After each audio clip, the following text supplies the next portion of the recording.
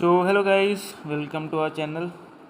आज का जो एसएससी जीडी का जो भी आज 23 मई की जो सारी शिफ्ट्स की हुई हैं, आज पूरा पेपर उसके ऊपर डिस्कस किए करेंगे। ये जो वीडियोस क्वेश्चंस पेपर जो मिला हमें, ये पूरा आज का एनालाइज के ऊपर किया गया।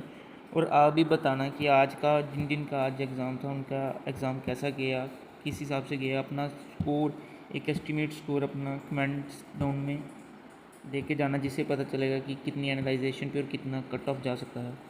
तो चलिए, वीडियो शायद लंबी हो सकती है क्योंकि बहुत सारी पीडीएफ इसमें अराउंड 25 क्वेश्चन दिए हुए हैं हमने। तो चलिए एक एक क्वेश्चन को डिस्कस करते हैं।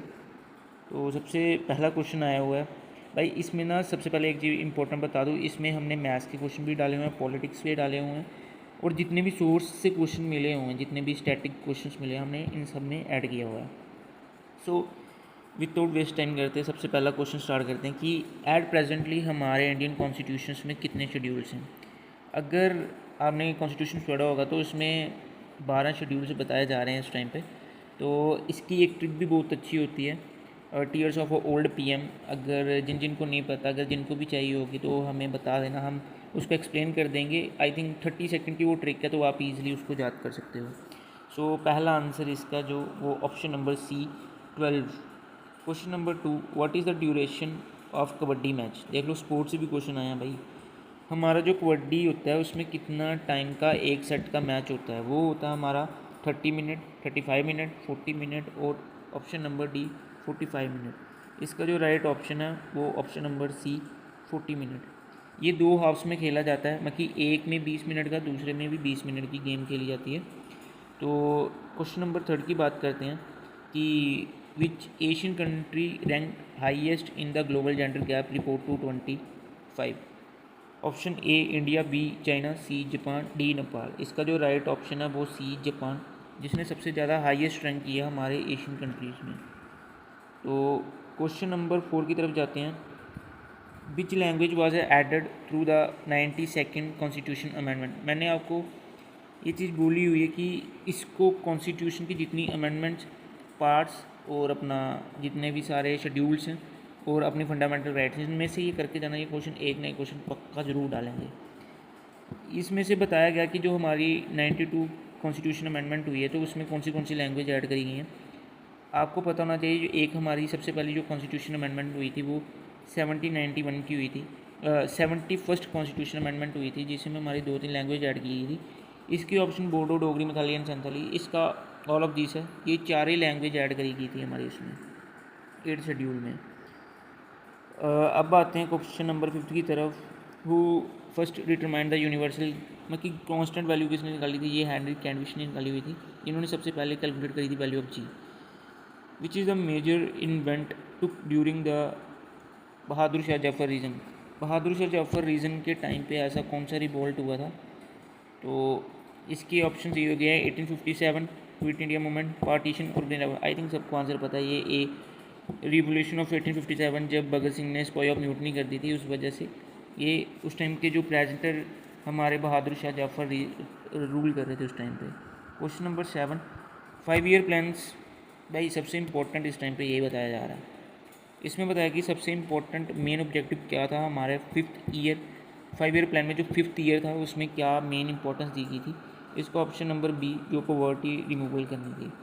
क्वेश्चन नंबर 8, अतः इन विच द एरिया। ये भाई देखा मैंने, मैथ्स के क्वेश्चन भी रखे हुए हैं। जिन्होंने भी फॉर्मूले अच्छे से पढ़े हुए हैं भाई, उनका ईजिली क्वेश्चन ये टैकल कर सकते हैं, अदरवाइज़ ये नहीं हो पाएगा टैकल। तो अब सॉल्व करना है। इसका जो ऑप्शन बन रहा है वो 120 सेंटीमीटर स्क्वायर बन रहा है। डायरेक्ट एक्शन डे कौन से दिन को ऑब्जर्व किया गया।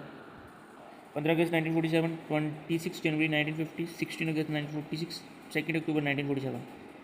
15 अगस्त का सबको पता है, 26 जनवरी 1950 में हमारा इंडियन कॉन्स्टिट्यूशन अडॉप्ट किया गया था और कमेंट टू फोर्स भी आ चुका है। 16 अगस्त को भी बात। इसका सेकंड को, अरे वेट अ सेकंड यार, आई थिंक ये पीछे रह गया कहाँ। ये है भाई। इसका जो राइट ऑप्शन है वो ऑप्शन नंबर सी, 16 अगस्त 1940, क्योंकि उस दिन मुस्लिम लीग बनी गई थी। और क्वेश्चन नंबर 10 की तरफ आते हैं। ड्यूस। ड्यूस का मतलब क्या होता है कबड्डी में। ड्रॉ, स्कोर 20-20, बोनस पॉइंट और एक्स्ट्रा टाइम। इसका आंसर है बी, स्कोर 20-20। ड्यूस हो जाता है जब इक्वल टीम पे आ जाएं, जैसे हम इक्वल टीम पे बराबर हो जाएं तो उसको ड्यूस बोल देते हैं।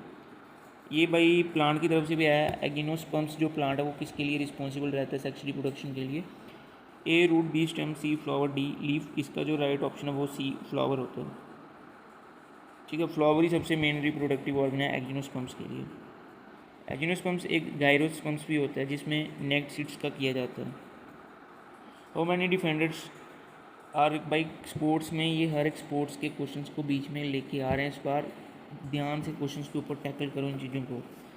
How many defenders are required to stop a raider in a kabaddi? 3, 4, 5, 6। Right option number 6 defender presently stop कर सकते हैं कोई भी रेडर को। कालिदास द्वारा ऐसी कौन सी बुक नहीं लिखी गई थी? मेघदूत, करम, कुमार संभूबा, अजनिजन शंकुतलम और मिर्चियाकट्टियम। इसका जो राइट ऑप्शन है वो डी मिर्चियम कट्टम था। ये शुरुद्राक्ष के द्वारा लिखी गया था। ये भाई ये पीएम स्कीम्स थी, प्रधानमंत्री सड़क योजना मैन पावर स्कीम। ये लॉन्च किसके लिए वर्कर्स द्वारा की गई थी? गवर्नमेंट एम्प्लॉयज़ के लिए, ऑर्गेनाइज सेक्टर के लिए, अनऑर्गेनाइज सेक्टर के लिए और बैंक एम्प्लॉयज़ के लिए। हाँ, इन सबको पता है, अनऑर्गेनाइज सेक्टर के लिए ये लॉन्च करी गई थी। क्वेश्चन नंबर 15 लिटरेसी रेट बताया गया था मुस्लिम का, वो 79% है। और क्वेश्चन नंबर म्यूचुअल फंड जो वैलिडेट करता है हमारे केवाईसी में 2024 की पॉलिसीज़ के ऊपर कितनी % होनी चाहिए? उसका राइट ऑप्शन 93% होनी चाहिए। वर्ल्ड फर्स्ट स्पेस स्टेशन कहाँ है? ये स्टैटिक का क्वेश्चन बताया गया। अपोलो 11, स्काईलैब, ISS और शेलदूत 1। इसका जो राइट आंसर है डी शेलदूत 1। ये सोवियत यूनियन द्वारा किया गया था 1971 को। भाई ये आप देख लेना करेक्ट स्पेल्ड वर्ड, ठीक है। बाकी ये भी आगे भी करेक्ट स्पेल्ड वर्ड में है। और हाँ, मेन रिस्पॉन्सिबिलिटी क्या होता है कि पुलिस की मेन रिस्पॉन्सिबिलिटी क्या है? हमारे टैक्स कलेक्शन करना होता है, वो तो इनकम टैक्स का होगा, बैंकिंग का भी नहीं है, सिक्योरिटी ऑफ अ सिटीजन और ट्रांसपोर्ट में तो हमारी रोड ट्रांसपोर्ट से वर्क करेंगे। और इसका जो right option number C security of citizen जो मेंटेन्स करती है हमारे लॉज और ऑर्डर को। Which bank provide international trade finance in India? SBI, RBI, PNB, Exim bank. ये हमें बताना कि इंटरनेशनल ट्रेड में ऐसा कौन सा फाइनेंस करती है डिपार्टमेंट में। और ये इसका जो राइट आंसर है एक्सिम बैंक। ये एक इंटरनेशनल ट्रेड फाइनेंस जो RBI ना, वो हमारा एपेक्स इंस्टीट्यूशन है। वो हमें मोनेटरी पॉलिसी का स्कीम बताती है, इसके ऊपर पैसा कितना इन्वेस्ट करना है, कितने हिसाब से प्राइवेट और कॉर्पोरेट बैंक को सिक्योर करके रखना है। ये भी करेक्ट स्पेल्ड वर्ड के ऊपर है। मैथ्स के क्वेश्चन है, अगर कोई भी प्रोडक्ट सोल्ड करते हैं हम 25% के लॉस होता है। लाइक अगर 25% का लॉस अगर जिस बंदे ने रेशियो के हिसाब से किया होगा तो भाई वो इजीली कर सकता है। डिफरेंस भी बताया गया, फाइंड द SP। भाई क्वेश्चन नंबर 24 की तरफ आते हैं। How many halves are played in? 2 में किए जाते हैं ये। तो 25 ये लास्ट क्वेश्चन है। हाईएस्ट जेंडर गैप कहाँ का है? जापान का आंसर आया हो इसमें। तो आई होप आपको ये वीडियो अच्छी लगी होगी और शायद हेल्पफुल भी हो आपके लिए जो अपकमिंग शिफ्ट्स के लिए। सो आप सभी से रिक्वेस्ट है कि आप वीडियो को प्रॉपरली अच्छे से देखें, 1-2 बार रिवाइज करें और ट्राई करें कि एनालाइज करें कि कहाँ से क्वेश्चन आ रहे हैं। सो हम इन फ्यूचर भी आपके लिए ये वीडियो और भी लिखेंगे। अपकमिंग शिफ्ट के एनालाइज हम रोज़ करते हैं शाम रात को। तो आप वीडियो को अच्छे से लाइक करें, शेयर कर दें और अपने फ्रेंड के साथ शेयर करें। सब्सक्राइब करना मत भूलें। So have a great time. जय हिंद।